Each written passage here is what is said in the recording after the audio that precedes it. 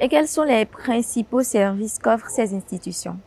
Alors, ces institutions sont appelées dans notre jargon aussi systèmes financiers décentralisés D'accord. parce que ce sont des institutions qui proposent de la finance de proximité aux populations. Ok. Donc, ce sont des structures qui ont comme caractéristique principale la proximité avec la population. Donc, c'est de la finance décentralisée. C'est pas centralisé, c'est décentralisé et ça assure une meilleure couverture du territoire national. Alors, quels sont les services que ces systèmes financiers décentralisés offrent à la population? C'est notamment, disons, deux grandes catégories. C'est des services financiers et des services non financiers. Au niveau donc des services financiers, vous avez par exemple l'épargne. Donc, ce sont des structures qui collectent l'épargne du public, donc ils sont autorisés à recevoir des dépôts. Ce sont des structures qui sont aussi appelées à distribuer le crédit, d'accord? Et elles ont aussi l'autorisation pour faire le transfert d'argent.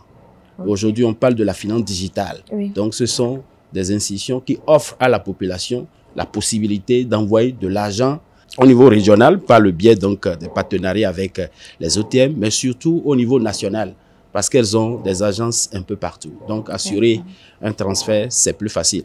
Et enfin, quatrième sous-catégorie des services financiers, c'est la microassurance. C'est des structures qui sont aussi en partenariat avec des compagnies d'assurance, d'accord? Et ces structures les aident à décentraliser les services d'assurance en les portant accessibles donc au niveau donc de la population. Alors au niveau donc des services non financiers, il y a notamment la formation, la sensibilisation, l'éducation et l'appui accompagnement pour permettre aux populations qui entreprennent déjà des activités de pouvoir mieux gérer leurs activités en tenant une comptabilité plus ou moins formelle.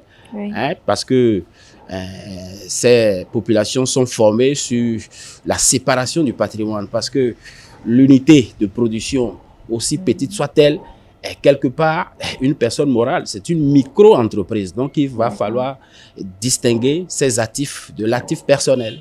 Donc, amener donc, les populations qui sont financées par le crédit, qui font des opérations de dépôt, à savoir mieux gérer leur unité. Et aussi sur le plan sanitaire, puisque nous parlons du bien-être, les populations sont sensibilisées sur les éléments environnementaux qui leur permettront vraiment de ne pas, disons, fragiliser leur santé.